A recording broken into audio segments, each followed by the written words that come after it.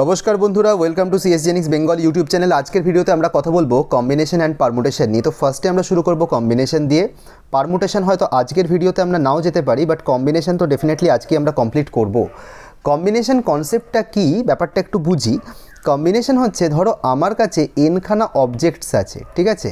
এই এনখানা অবজেক্টসের মধ্যে থেকে আরখানা অবজেক্টকে তুমি ফেচ করতে চাও, তাহলে কত রকম উপায় করতে পারো। এর জন্য কম্বিনেশন ইউজ হয়, যে ফর্মুলাটাকে বলা হয় এনসিআর।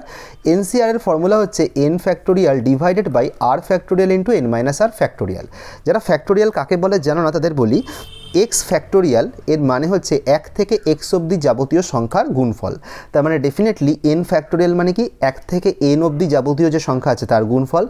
আর ফ্যাক্টোরিয়াল মানে কি এক থেকে আর অবধি যে সংখ্যাগুলো আছে তাদের গুণফল। আর এন মাইনাস আর মানে কি এক থেকে এন মাইনাস আর অবধি যারা আছে তাদের গুণফল।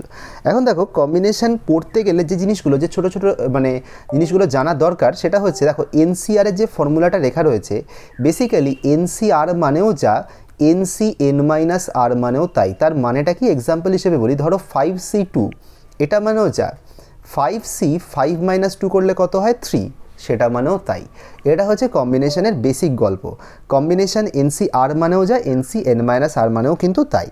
আরও ডেফিনেটলি ছোটো ছোটো জিনিসপত্র রয়েছে, সেগুলো আমরা ধীরে ধীরে শিখবো। এটা তো কম্বিনেশনের তো ফর্মুলা বলতে এটাই আসল ফর্মুলা, আর এটা আমি বললাম যে এটা ছোটো ট্রিক। আরও ছোটো ছোটো জিনিস যেটা আমরা জানতে পারি, সেটা হচ্ছে NC0 মানে হচ্ছে NCN, NC0 বা NCN মানে কত, এটা হচ্ছে 1।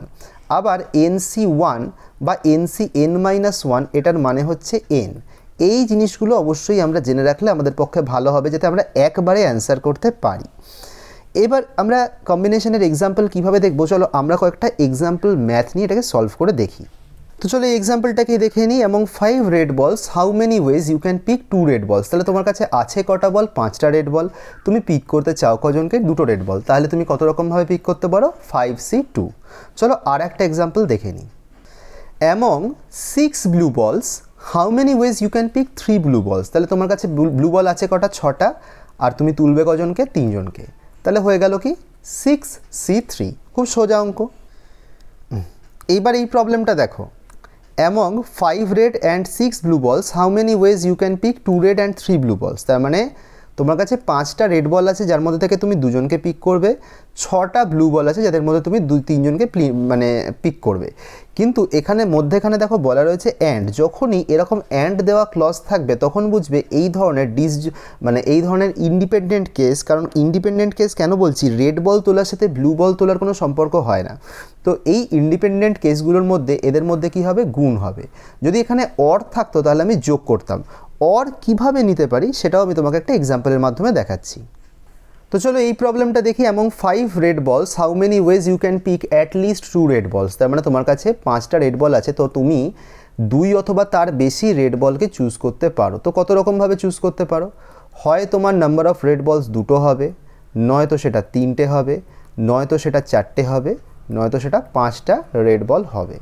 তো কিভাবে করবে, দেখো 5টা রেড বলের থেকে 2টো রেড বল পিক করতে কত রকমভাবে পাবো, 5c2। 5টার থেকে 3জনকে পিক করতে কত রকমভাবে পাবো, 5c3। 5জনের মধ্যে থেকে 4জনকে পিক করতে কত রকমভাবে পাবো, 5c4। আর 5জনের থেকে 5জনকেই পিক করতে কত রকমভাবে পারবো, 5c5। এখন দেখো লজিক অনুযায়ী তুমি হয় 2টো বল তুলবে, নয়তো 3টে বল তুলবে, নয়তো 4টে বল তুলবে, নয়তো 5টা বল তুলবে। একসাথে তো এই 4টে ঘটনা ঘটতে পারে না, তাই এদের মধ্যে অর বলা রয়েছে, ঠিক আছে। অর যদি হয় তাহলে এদের মধ্যে যে রিলেশনটা হবে সেটা হচ্ছে যোগ করে। তাহলে আমরা বুঝতে পারলাম যে অর করলে যোগ করতে হবে, অ্যান্ড করলে গুণ করতে হবে। দেখো এটা তো কোনো প্রিভিয়াস ইয়ারের কোশ্চেন নয়, বাট তোমার কনসেপ্টটা খুব ছোট্ট সময়ের মধ্যে এইটুকু দেখলেই তোমরা বুস্ট করতে পারো। এই ভিডিওটা মন দিয়ে দেখো। যদি ম্যাথ নিয়ে কোনো কোশ্চেন থাকে তাহলে কমেন্ট বক্সে অবশ্যই জানিও। ধৈর্য ধরে দেখার জন্য ধন্যবাদ। খুব তাড়াতাড়ি এমসি এন্ট্রান্সেরই আরও অনেক রকম টপিকস নিয়ে তোমাদের কাছে অবশ্যই আমরা চলে আসবো। ধন্যবাদ।